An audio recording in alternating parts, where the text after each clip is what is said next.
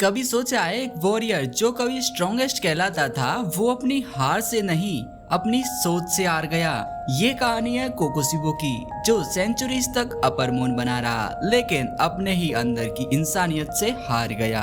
कोकोसिबो की आंखों में बीते समय की परछाई झलकती है। वो उस पल को याद करता है जब उसने अपने भाई योरिची से कहा था हमारा जनरेशन डीमन स्लेयर कॉर्प्स का गोल्डन एज होगा, लेकिन योरिची ने बस एक हल्की सी मुस्कान दी थी और उसी मुस्कान ने कोकोसिबो के अंदर आग लगा दी थी। What's so funny in believing in our own strength? वो सोचता है क्या सच में फ्यूचर में ऐसे लोग आ सकते हैं जो हमें पीछे छोड़ दें। लेकिन अब ग्योमी, सानिमी, मुइचिरो और गेन्या के अटूट रिसोल्व को देखकर कोकोसिबो खुद मानता है इन्हें कितनी भी चोटें लगी हों, इन्होंने कभी अपनी तलवारें नहीं छोड़ी। ये इंसान होकर भी ब्लड डीमन आर्ट्स यूज कर रहे हैं और इनकी तलवारें बिना सन ब्रीथिंग के भी ब्राइट रेड हो गई हैं। वो यहाँ पर चीखता है, Was this the future my brother saw? To lose like this, it's unbearable। और बस उस एक इंटेंस रिसोल्व से कोकोसिबो अपनी कटी हुई गर्दन के स्टम्प से ब्लीडिंग रोक लेता है। ग्योमी शॉक्ड होकर सानिमी से चिल्लाता है, सानिमी अटैक नाउ। गेन्या और मुइचिरो की कुर्बानी यूं ही नहीं जानी चाहिए। सानिमी अपनी पूरी फ्यूरी के साथ अनलीज करता है wind breathing 8th form primary gale slash और ग्योमी जोड़ता है इसी के साथ stone breathing 5th form arcs of justice. Kokushibo यहाँ पर डॉज करता है और मौका देखते ही मुइचिरो का स्वॉर्ड हैंड काट देता है। साथ ही वो गेन्या की जड़ भी अपने शरीर से निकालने की कोशिश करता है। उसी बीच उसका सिर रीजनरेट होने लगता है, लेकिन इस बार वो चेहरा मानव से ज्यादा राक्षसी लग रहा था। सानिमी की ब्लेड में जब कोकोसिबो अपने नए चेहरे का रिफ्लेक्शन देखता है तो वो खुद भी शॉक्ड रह जाता है। Is this the form of a samurai? क्या मैं सच में यही बनना चाहता था? और तभी उसके पेट पर वो जगह जहां पर मुइचिरो ने स्वॉर्ड को घोंपा हुआ था वो खुद ही क्रम्बल्ड होने लगती है। इससे पहले कि कोकोसिबो कुछ करे, ग्योमी और सानिमी मिलकर उसका सिर पूरी तरह से उड़ा देते हैं। कोकोसिबो अब ना अपनी ब्लड डीमन आर्ट यूज कर सकता है ना खुद को हील कर सकता है, लेकिन उसका मन अब भी लड़ रहा है। फिर आखिरी पल में वो याद करता है योरिची की वो बात, power isn't everything, true strength is in what you do with your life. Kokushibo जब अपनी पूरी जर्नी पर सवाल करता है, क्या मैं यही चाहता था? क्या मैं हमेशा से बस अपने भाई जैसा बनना चाहता था?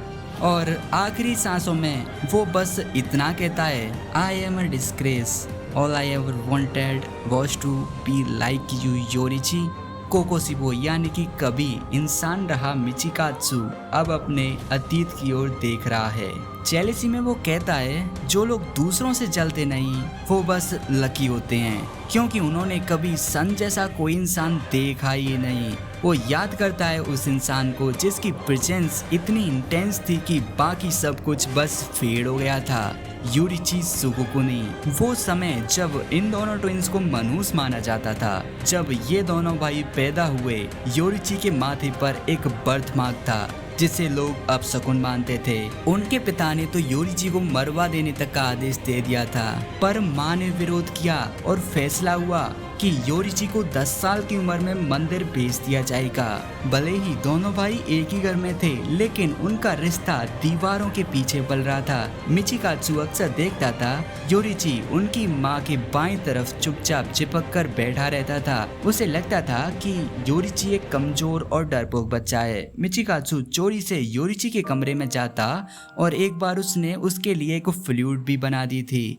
लोगों को लगता था कि योरिची जो है वो बहरा है, क्योंकि उसने 7 सालों तक एक शब्द तक नहीं कहा था। एक दिन जब मिचिकात्सु कंट्री यार्ड में प्रैक्टिस कर रहा था, वो देखता है कि योरिची एक पेड़ के पास खड़ा उसको घूर रहा है, बिल्कुल चुपचाप। अचानक यहाँ पर योरिची बोलता है, क्या तुम्हारा सपना है देश के सबसे मजबूत समुराई बनना? मिचिकात्सु यहाँ पर इतना शॉक्ड हो जाता है कि उसकी लकड़ी की तलवार गिर जाती है और तभी योरिची मुस्कुराता है और कहता है, तब मैं दूसरा सबसे मजबूत समुराई बनूंगा।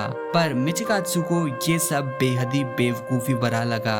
एक बच्चा जो हर बार अपनी माँ के पास भागता है वो समुराई कैसे बन सकता है भला। लेकिन फिर भी योरिची रोज मिचिकात्सु की तलवार प्रैक्टिस देखने आने लगता है। मिचिकात्सु के मास्टर ने एक दिन उसे एक छोटी सी सिनाई दी और कहा, बस अटैक करो। और अगले ही सेकंड में योरिची ने इंस्ट्रक्टर की लकड़ी की तलवार तोड़ दी, उसे हवा में फेंका और 4 ही वारों में बेहोश कर दिया। इंस्ट्रक्टर के शरीर पर जो निशान थे वो मुट्ठी जितने सूजन में बदल चुके थे। लेकिन योरिची ये जीत देखकर खुश नहीं हुआ बल्कि दुखी हुआ कि उसे किसी को चोट पहुंचानी पड़ी। उसने कहा, अब मैं समुराई नहीं बनूंगा, मुझे अच्छा नहीं लगा किसी को मारना। मिचिकात्सु ने जब पूछा कि ये सब वो कैसे कर पाया तो योरिची ने बिल्कुल कामली बोला, बस लंग्स कैसे एक्सपेंड हो रहे हैं, मसल्स कैसे कॉन्ट्रैक्ट हो रहे हैं, ब्लड का फ्लो कैसा है, तुम बस ये देखो। मिचिकात्सु तो ये समझ भी नहीं पाया पर उसको एहसास हुआ कि उसका भाई जीते जागते इंसान के अंदर झांक सकता है। और फिर जलन ने मिचिकात्सु की रूह तक को जकड़ लिया। जिसके पास इतनी ताकत है उसे लड़ने की चाह ही नहीं है। योरिची ने मिचिकात्सु से यहाँ तक कह दिया था कि मैं चाहूंगा हम दोनों मिलकर पतंग उड़ाएं। मिचिकात्सु को जब ये एहसास हुआ कि अब उसकी जगह योरिची बारिश बनने वाला है तो वो अंदर से टूटने लगा। लेकिन उसी रात योरिची उसके पास आता है और कहता है, माँ गुजर चुकी हैं, मैं घर छोड़कर जा रहा हूँ और भाई मैं हमेशा उस फ्लूट को संभाल कर रखूंगा जो तुमने मुझे दी थी। अगली सुबह मिचिकात्सु ने अपनी माँ की डायरी पढ़ी और देखा कि उसमें लिखा था, योरिची को पता चल गया था कि वो इस घर का वारिस बनाया जाएगा, इसलिए उसने खुद ही घर छोड़ दिया। उसे ये भी पता चल गया था कि माँ को बाएं तरफ दर्द रहता है और जब भी वो माँ से लिपटता था तो वो उसके दर्द को सहारा देने के लिए होता था। मिचिकात्सु बस देखता रह गया, पन्ना फाड़ कर रख दिया क्योंकि अब जलन नहीं, असहायता और पछतावे ने उसकी रूह को जला दिया था। कोकोशिबो यानी कि मिचिकात्सु अब अपने जीवन के सबसे गहरे जख्मों को याद कर रहा है। मैंने खुद भगवान से दुआ की थी कि योरिची मर जाए क्योंकि उसकी मौजूदगी से ही दुनिया ही अनजस्ट लगने लगी थी। जब योरिची को मंदिर भेजा गया था, पिता ने कुछ सालों बाद वहां पर एनवॉइस भेजे। शायद उन्हें एहसास हुआ था कि योरिची असली वारिस है, लेकिन योरिची कभी मंदिर पहुंचा ही नहीं था। तो यहाँ पर मिचिकात्सु ने सब कुछ इनहेरिट कर लिया, एक शांत जीवन, एक परिवार, एक बेटा। 10 साल तक सब कुछ ठीक चला, पर एक दिन डीमन अटैक से उसके सारे सैनिक मारे गए और वो खुद मरने वाला था। वहां पर योरिची आ पहुंचा। जैसे ही उसने अपने भाई को देखा, उसकी जिंदगी का सुकून वहीं पर खत्म हो गया। वो मुझसे फिर भी आगे निकल गया और ऊपर से मुझसे माफी मांग रहा है। ये देख के मिचिकात्सु का मन जल उठा। उसने अपना परिवार छोड़ दिया, डीमन स्लेयर कॉर्प्स ज्वाइन किया, बस एक ही मकसद, अपने भाई जैसा बनना। पर योरिची ने डीमन स्लेयर कॉर्प्स में भी कमाल कर दिया था। वो सभी को सन ब्रीथिंग सिखाने की कोशिश कर रहा था, पर कोई भी उसका लेवल छू तक नहीं पाया। योरिची ने हर व्यक्ति की स्ट्रेंथ देखकर उनके लिए अलग अलग ब्रीथिंग स्टाइल बनाए।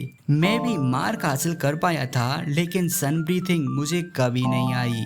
मजबूरी में उसने अपनी मून ब्रीथिंग बनाई, पर उसकी हर टेक्निक उसके भाई की परछाई बनकर रह गई। धीरे धीरे सारे मार्क डीमन स्लेयर्स मरने लगे और मिचिकात्सु को समझ आ गया कि उसका भी अंत पास है। तभी वो मिला मुसान की बित्सुजी से। मुसान ने कहा, तुम इमोर्टल बन सकते हो, तुम्हारी टेक्निक्स परफेक्शन तक पहुंच सकती हैं। और फिर मिचिकात्सु बना कोकोशिबो, एक डीमन। पर सुकून उसको फिर भी नहीं मिला। योरिची उस समय भी मुझे पीछे छोड़ चुका था। मुजान यानी कि डीमन किंग, वो भी योरिची को छू तक नहीं सका और योरिची बिना एक भी हार के अपनी उम्र के साथ ही विदा ले गया। गुस्से में कोकोशिबो ने खड़े हुए योरिची के कॉर्प्स को टुकड़ों में काट डाला, पर तभी योरिची की पोशाक से वो फ्लूट गिरती है जो मिचिकात्सु ने बचपन में उसको दी थी। उसने अब तक उस फ्लूट को संभाल कर रखा था। कोकोशिबो की आंखों में यहाँ पर आंसू आ जाते हैं, पर साथ ही उसका दिल फिर से जलता है। मैं कभी उसे भूल नहीं पाया। योरिची एक सूरज था और बाकी लोग बस उसकी रोशनी में जलकर राख हो गए। मैं खुद भी नहीं बन पाया, अपना सब कुछ खोकर भी। सन ब्रीथिंग यूजर्स को मिटा नहीं सका, उनकी टेक्निक को खत्म नहीं कर सका और फिर कोकोशिबो की आत्मा राख में बदल जाती है। पर आखिरी सवाल छोड़ जाती है, योरिची आखिर मुझे पैदा ही क्यों किया गया था? कोकोशिबो की राख हवा में उड़ रही है पर सानेमी शिनाजुकावा अब भी उसी राख पर वार कर रहा है। उसकी आंखें बंद हैं लेकिन उसका दिल अब भी लड़ रहा होता है। ग्योमी मिजमा उसको रोकता है और ग्योमी जैसे ही उसको थामता है उसको एहसास होता है कि सानेमी तो बेहोश था फिर भी कोकोशिबो से लड़ता रहा। वहीं गेन्या अभी भी जिंदा है। कमजोर आवाज में ग्योमी सान कहता है। स्टोन हाशिरा उसके पास आते हैं और चौंक जाते हैं कि गेन्या अब तक जिंदा कैसे है, शायद किसी डीमन को अब्सॉर्व करने की वजह से। पर गेन्या यहाँ पर खुद के लिए कुछ नहीं चाहता। वो ग्योमी से बोलता है, मुइचिरो तोकितो को बचाइए प्लीज। वो बस इतना ही कह पाता है।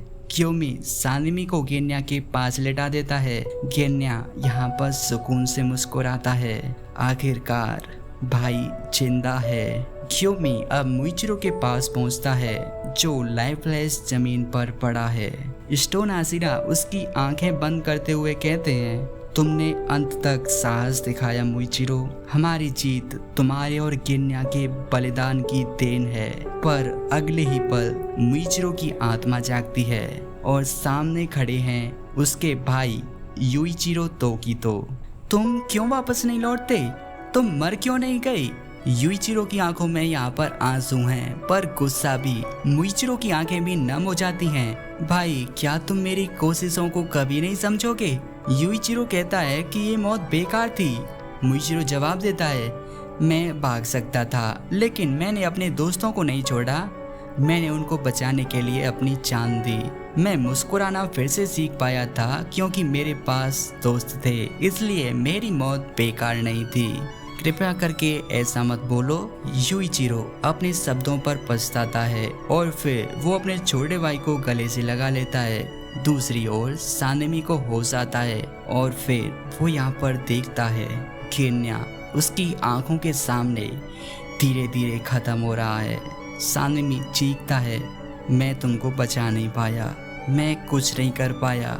लेकिन गेन्या यहाँ पर सॉफ्टली मुस्कुराता है, तुमने पूरी कोशिश की थी बड़े भाई, मेरे लिए वही काफी था। तुम दुनिया के सबसे प्यारे भाई हो।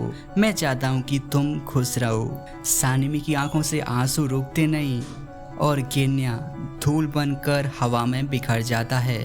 ग्योमी धीरे से सानेमी के पीछे आते हैं और कहते हैं, अभी सब कुछ खत्म नहीं हुआ। जब तक मुसान की बित्सुजी जिंदा है हम लड़ते रहेंगे। हर लड़ाई में सिर्फ तलवारें ही नहीं टकराती, कभी कभी खुद से लड़ना भी सबसे मुश्किल होता है।